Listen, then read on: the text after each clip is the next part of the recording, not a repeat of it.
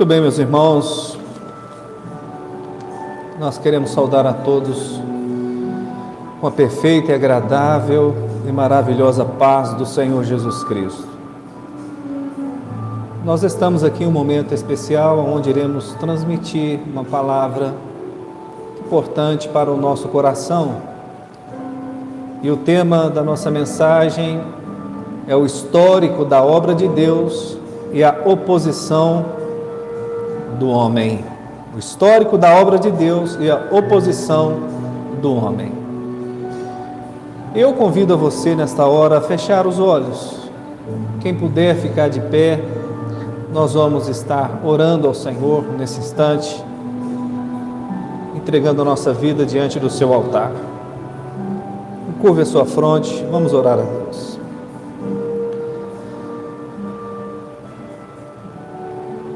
Soberano Deus, poderoso, maravilhoso e eterno Pai, em nome do Senhor Jesus, nós suplicamos agora acesso à Tua santa e gloriosa presença. Reconhecido estamos do valor inestimável, impagável da morte do Senhor Jesus na cruz do Calvário, do qual não somos dignos, mas através do Teu amor fomos alcançados. Nos dê a comunhão necessária, Senhor, nesta hora. Fale ao nosso coração, pois tudo que temos entregamos em Teu altar. Nós oramos no nome de Jesus. Amém e graças a Deus. Muito bem, meus irmãos, o histórico da obra de Deus e a oposição do homem. Eu peço aos irmãos para abrirem as suas Bíblias, os que tiverem de posse dela, no livro de Atos dos Apóstolos, capítulo 2, verso 44. É a base da nossa mensagem. Atos dos Apóstolos, capítulo 2, verso 44 em diante. Nós vamos ler a palavra de Deus, que nos diz assim: todos os que criam estavam juntos e tinham tudo em comum. Vendiam suas propriedades e fazendas e repartiam com todos, segundo cada um tinha necessidade.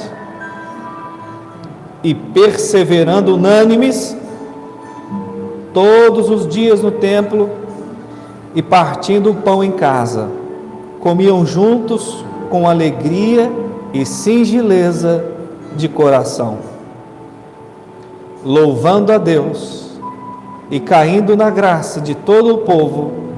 E todos os dias acrescentava o Senhor à igreja aqueles que se haviam de salvar. Queridos, preste atenção numa coisa. Atos, livro de Atos, capítulo 2, fala de uma igreja que estava se iniciando. Fala de uma igreja pura, de uma igreja inocente, de uma igreja simples, de uma igreja séria, de uma igreja preocupada em agradar somente a Deus. Uma igreja que estava preocupada em seguir as doutrinas dos apóstolos. Então era uma igreja genuína. Essa igreja, ela se inicia num período difícil. Difícil porque logo após o período interbíblico, que foi do último profeta, que foi Malaquias, até o livro de Mateus, houve 400 anos de silêncio de Deus. Foi a época dos filósofos, Aristóteles, Sóstenes, Platão, entre outros. 400 anos sem operação de Deus. E então,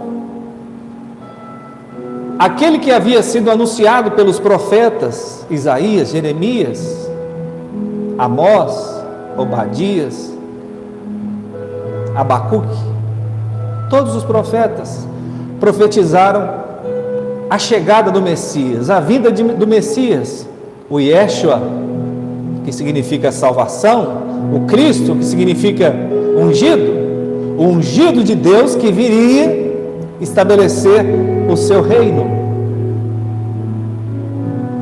E Deus amou o mundo de tal maneira que enviou o seu único Filho, unigênito, para que todo aquele que nele crê não morra, mas tenha a vida eterna.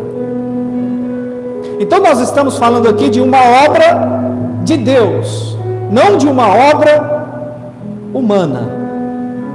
Existe a obra de Deus criadora, que foi a criação em 6 dias, ao 7º Deus descansa, e a obra redentora. Nós estamos falando da obra redentora, que tem a ver com a redenção do homem, com o resgate da alma do homem.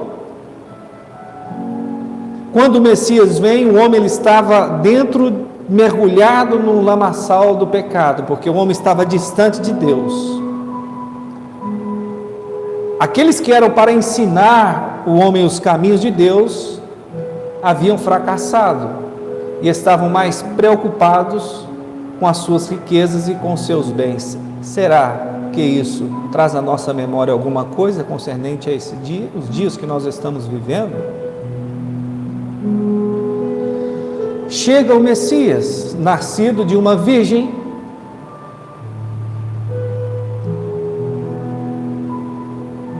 e logo à frente inicia o seu ministério.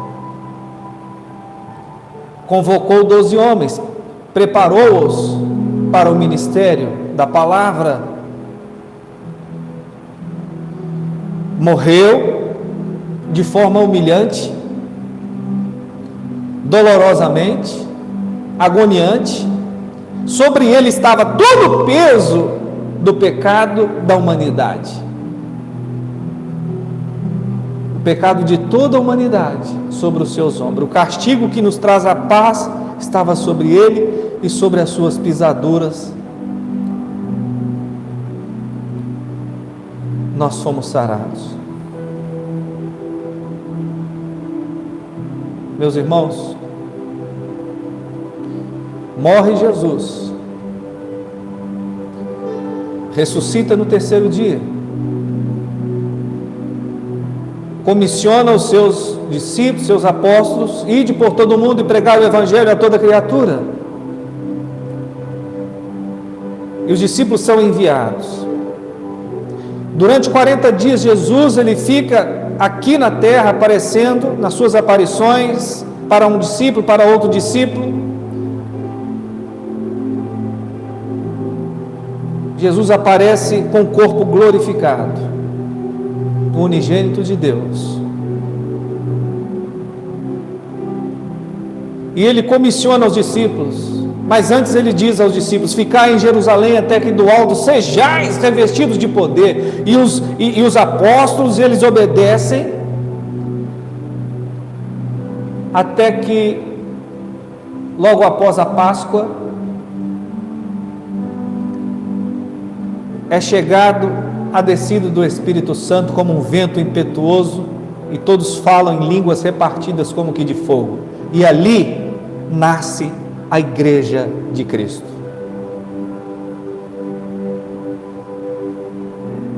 E os apóstolos começam a mensagem da cruz, e Jesus é assunto aos céus.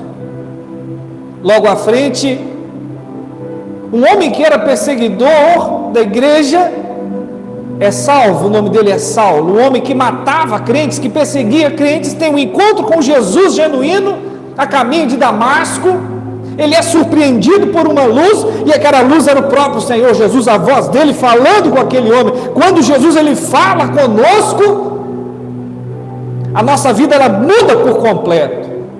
Quando o evangelho genuíno se apresenta para nós, o homem ele se transforma, ele muda. Saulo integra o corpo apostólico, e a sua mensagem é direcionada aos gentios, que somos nós, os não-judeus, e foi o maior arquiteto do cristianismo, o maior evangelista e o maior doutrinador da igreja. E hoje nós temos o evangelho em nossas mãos, através das mensagens levadas pelo apóstolo Paulo. Até aí, a igreja estava nascendo, a igreja estava surgindo, emergindo, se desenvolvendo como uma criança, tomando um leite puro da sua mãe, sem manchas, sem contaminação. E essa igreja vai desenvolvendo, essa igreja vai crescendo, tomando corpo, tomando forma. E os apóstolos pregando, e a igreja crescendo, abrindo trabalho, se desenvolvendo, vidas sendo salvas, mesmo sendo perseguida. Os apóstolos começam a morrer. O apóstolo Paulo morre. João, o último apóstolo, preso numa ilha, morre de causas naturais. Mas os apóstolos deixam a sua doutrina, escreve as cartas. O que são as doutrinas dos apóstolos? As doutrinas dos apóstolos são o aprendizado deles com o Mestre, com o Verbo de Deus, com o Filho unigênito de Deus, com o Rei dos Reis e Senhor dos Senhores, do qual eles passaram 3 anos. A doutrina dos apóstolos são os ensinos de Jesus que eles ouviram do próprio Salvador, do próprio Cristo, do próprio Senhor Jesus, o Deus 100% homem e 100% Deus. A doutrina dos apóstolos, a mensagem dos apóstolos eram os ensinos de Jesus que eles haviam aprendido e estavam ensinando àquela igreja que estava nascendo, que estava criando corpo, que estava se fortalecendo. O apóstolo Paulo escreve carta aos Romanos, e quando ele escreve a carta aos Romanos, é como se ele estivesse fechando o cânon bíblico,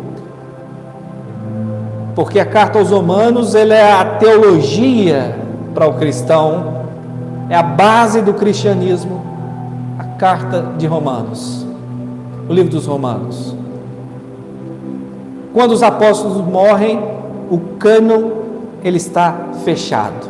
A igreja as doutrinas estão sólidas, consolidadas, a igreja está amadurecida, a igreja agora tem teologia, a igreja agora tem doutrina, a igreja agora tem experiência, então já estava tudo pronto, e a igreja agora tinha que propagar os ensinos de Jesus, enviados pelos apóstolos, e foi isso que a igreja fez, saiu por todo mundo, pelos caminhos, pelos valados, e a igreja começou a crescer, a se desenvolver. Durante os primeiros 100 anos, após a morte de Jesus, a igreja cresceu e cresceu. Pura, simples, genuína. Teve as suas lutas, sim. Algumas heresias ou outras tentaram entrar, sim. Mas ela manteve a sua pureza nas sãs doutrinas. Logo à frente, no 3º século, no século 3, se levanta um homem chamado Constantino. Constantino foi um imperador e ele se cansou de matar crentes, perseguir a igreja. E ele determina que agora o cristianismo seja a religião oficial do império. E ele faz a união entre igreja e Estado. Governo e igreja, governo e igreja, igreja e Estado, uma coisa só. E ele passa a ser o líder da igreja. Se autoconclama o líder da igreja. E aí se inicia uma decadência doutrinária no meio da igreja. Com a chegada de Constantino, o paganismo, ele entra dentro da igreja. Ou seja, tudo aquilo que não era sagrado, tudo aquilo que não fazia parte da vontade de Deus, que não foram ensinados pelos apóstolos, começa a adentrar na igreja. Constantino começa a infiltrar isso, a introduzir isso dentro do seio da igreja, esse paganismo, e a igreja começa a se corromper. A igreja começa a perder a sua genuinidade, a sua pureza, a sua identidade, a sua característica. Preste atenção agora no que acontece com a igreja a partir do 3º século, como as heresias e os desvios doutrinários começam a evoluir dentro da igreja. Eu vou ler aqui para os irmãos.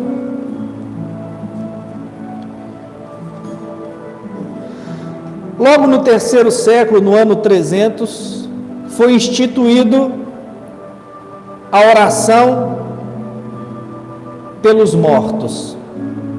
Naquela época, era a Igreja Católica Romana.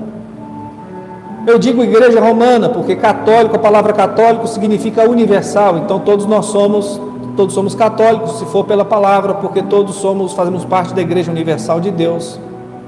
Então a Igreja Romana. Então veja o que acontece dentro da Igreja Romana.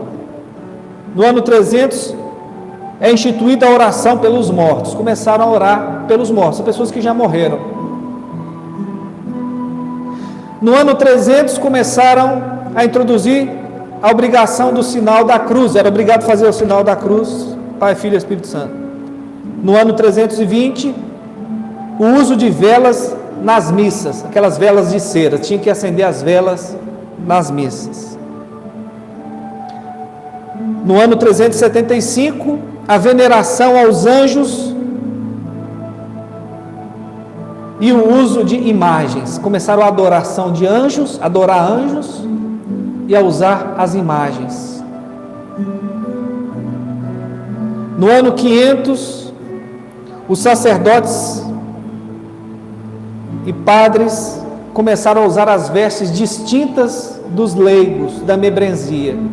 As vestes coloridas, aqueles chapéus. No ano 593, foi consolidada a doutrina do purgatório. O que era o purgatório? Existe o céu e existe o inferno. O purgatório estava no meio. A pessoa morria e ia para o purgatório. Aí a igreja tinha que orar. Se orasse muito por aquela pessoa, se rezasse muito, fizesse muitas missas, aquela pessoa do purgatório ia para o céu. Se não fizesse nada, aquela pessoa ia para o inferno. No ano 600 foi instituído o culto em latim. Só os sacerdotes sabiam falar latim. A igreja não. Ia para lá, todo mundo falando latim, o povo.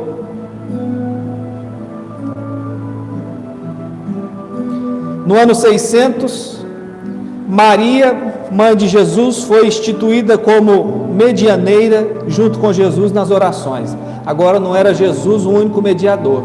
A mãe de Jesus ia estar do lado dele para interceder a Deus pela vida do homem. No ano 686, instituíram o culto à cruz, a imagens e a relíquias, ou seja, o culto a coisas. 650, foi introduzido o uso de água benta para santificar os locais. Pegava a água, colocava o sal, o sacerdote orava, e a água agora era sagrada para santificar as coisas. Em 995, a canonização dos santos. Se a pessoa ela foi muito boa, fez boas obras, Então ela era uma forte candidata e o nome dela podia ser canonizado. Aquela pessoa era considerada como um santo, para ficar junto de Deus, intercedendo pelos homens. Em 1079 foi consolidado o celibato dos sacerdotes, ou seja, os padres, os monges, os párocos não podiam constituir família, não podiam se casar. Em 1090 foi constituído o rosário, ou seja, a oração do Pai Nosso, da Ave Maria.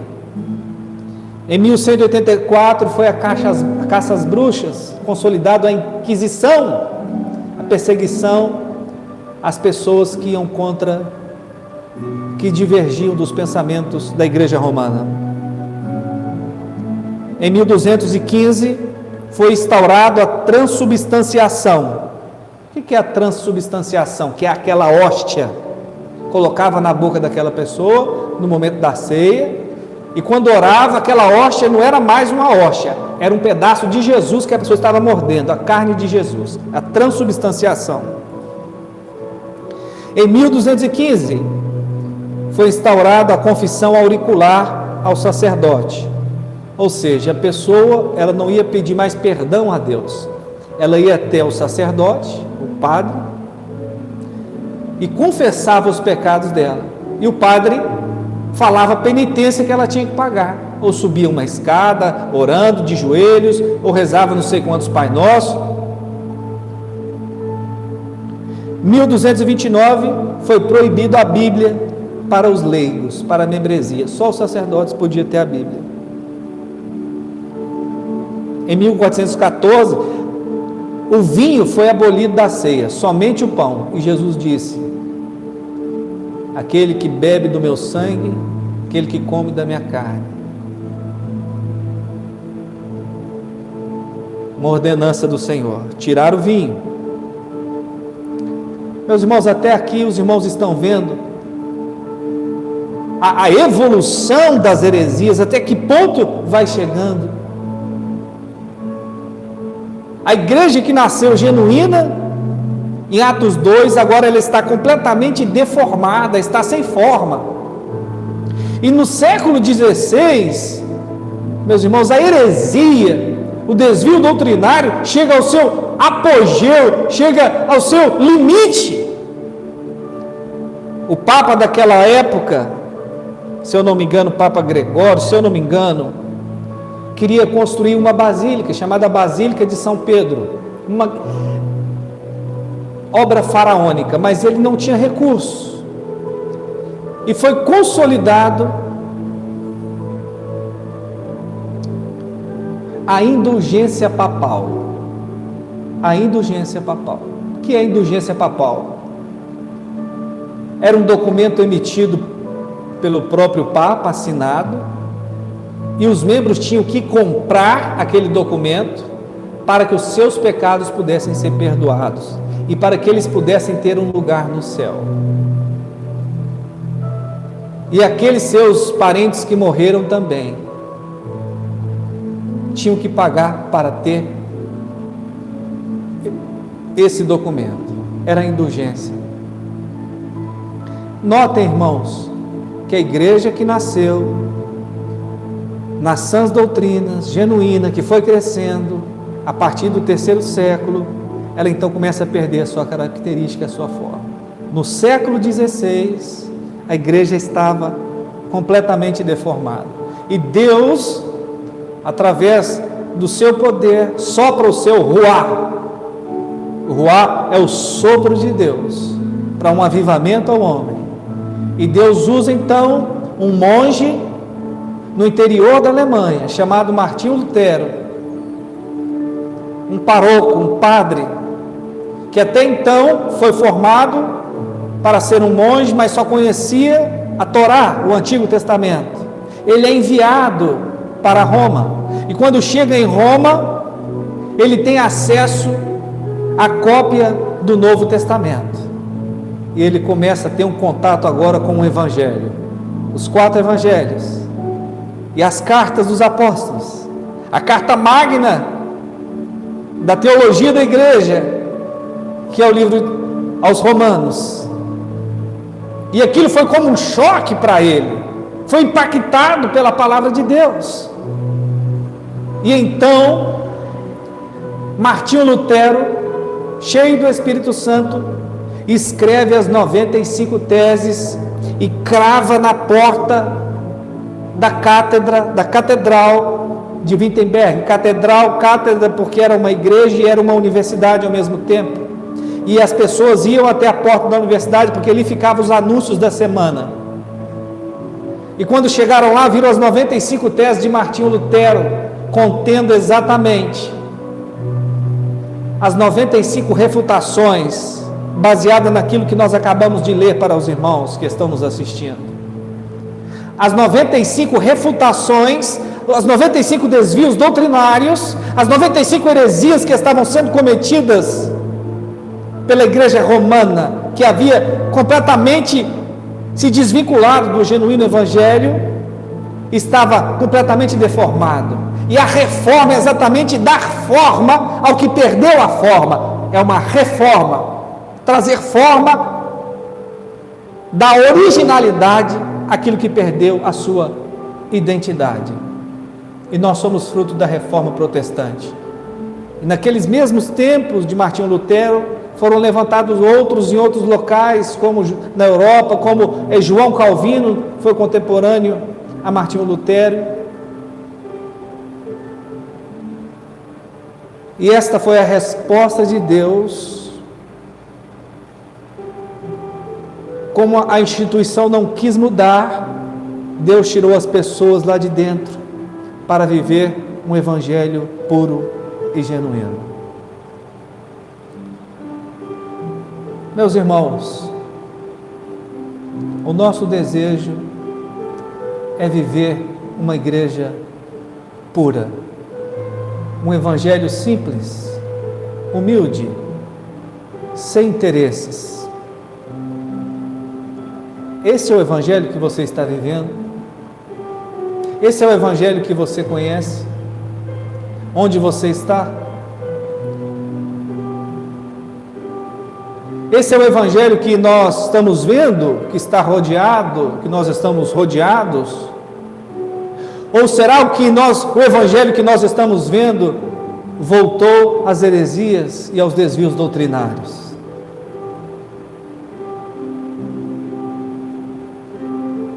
O que nós estamos vendo?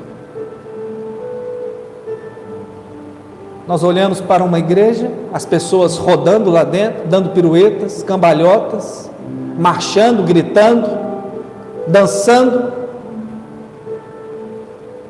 Pintam a igreja de preto por fora, a igreja de preto por dentro, colocam luzes piscando lá dentro e os jovens pulando para cima e para baixo.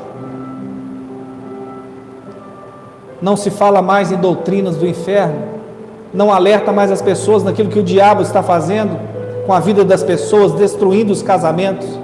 Não fala mais que Jesus está à porta, Jesus está voltando, a qualquer momento a igreja será retirada dessa terra aqui. É o evangelho da rosa ungida, do seixo ungido, do lenço ungido, do homem da prece poderosa, da oração poderosa. Ah, você tem oração poderosa? Vai na sua cidade onde você está, levante as suas mãos no lugar mais alto e sara a sua cidade. Vai até os hospitais e ore pelos enfermos e cure-os. Cadê? Nós não estamos vendo isso. É água, não toma essa água porque ela vai estar ungida. Leve essas águas para os hospitais e cure as pessoas. Não fique com essa água dentro de casa não, da igreja não, leve para elas. Mercenários falsos, querendo atrair pessoas para arrancar dinheiro delas, segurando membresias, inventando doutrinas e mais doutrinas, heresias e mais heresias, sem querer admitir os seus erros, sem retratar e sem consertar sua vida com Deus, mas prestarão conta diante de Deus daquilo que tem feito. É momento de voltarmos para a palavra de Deus. É momento de voltarmos para o evangelho genuíno de Deus. Não é momento de procurar igrejas faraônicas, viver de aparência, dizer que é crente do portão para dentro. O negócio é ser crente do portão para fora. É ser crente na escola, na faculdade, no local de trabalho. É dar testemunho. Ah, pastor, mas assim eles vão mandar embora. Aí você vai para o céu. Ah, pastor, mas assim eles vão rir de mim lá na universidade. Mas você vai para o céu. Ser crente é isso mesmo. É um estilo de vida, é uma forma de viver. E se tivermos que ser perseguidos, que sejamos. Se chegar um dia que nós não pudermos mais pregar a palavra de Deus, ou é a morrer, então que morramos. O que importa para nós é viver a palavra de Deus. Não é viver a socialite do Evangelho. Eu vou para aquela igreja porque ali é bonito, porque ali é status, porque ali... Seja você a igreja de Deus. Todos os que criam estavam juntos e tinham tudo em comum. Vendiam suas propriedades e fazendas e repartiam com todos, segundo cada um tinha necessidade. Chega na igreja, não ajuda nem com um pacote de arroz, está falando de amor. Se fosse para repartir então, hein, os bens e a fazenda para ajudar os irmãos, hein? Se fosse para viver Atos 2 então, hein?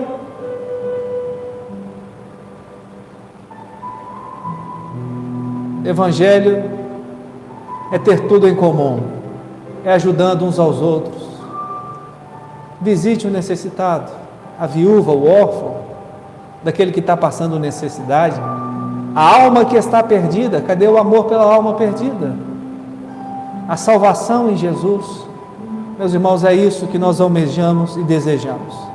Nós já cansamos de desvios, cansamos de heresias, nós não queremos mais isso, nós não estamos atrás de gente, nós não estamos atrás de homens, nós queremos um evangelho puro e simples. Chega de homens ditando para nós para onde fazer, o que fazer, mandando na sua vida. Nós queremos viver a palavra na direção do Espírito Santo, na simplicidade, na humildade do Evangelho. Você está disposto a isso? Você está vivendo isso? Seu casamento está vivendo isso? Seus filhos estão vivendo isso? A sua família está vivendo isso? Não é hora de brincar, não podemos brincar mais. Jesus está às portas. A obra de Deus é salvar o homem, é resgatar o homem, é mudar o caráter do homem, é forjar o homem na palavra, de tal forma que este homem alcance o céu e viva com ele eternamente. Mas os homens insistem em criar oposição contra a obra de Deus, em criar heresias, como nós lemos aqui, os desvios doutrinários ao longo dos séculos, e continuam criando heresias, obrigando as pessoas. Ah, você tem que acordar todo dia 4 horas. Ah, você tem que fazer isso. Ah, você tem que fazer aquilo. Dons espirituais. O que governa a igreja é a palavra de Deus. Dons espirituais não pode sobrepor a palavra de Deus.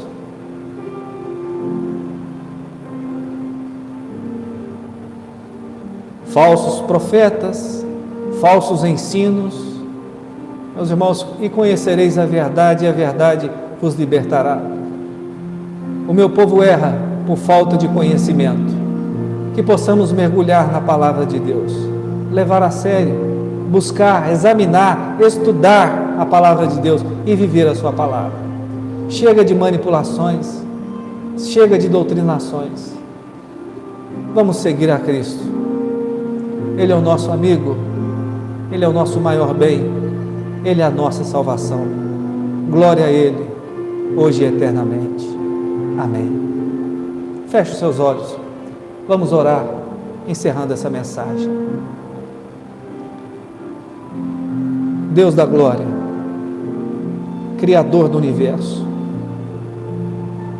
Reconhecemos, ó Deus, que nós não somos nada nesse vasto universo que pertence e foi criado por Ti. O Senhor é o Deus Santo, 3 vezes santo é o Teu nome. Nada somos, nada podemos. Que o Senhor venha ter misericórdia de nós, que possamos nos voltar para a palavra, com seriedade, vivendo o Teu Evangelho puro.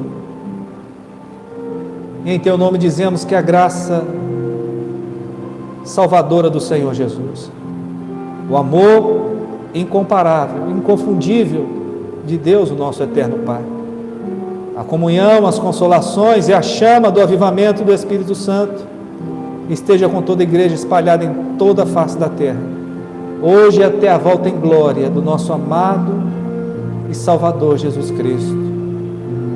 Amém. E graças a Deus. Meus irmãos, está encerrado a nossa mensagem especial de hoje. A todos, a paz do Senhor Jesus. Forte abraço e até breve.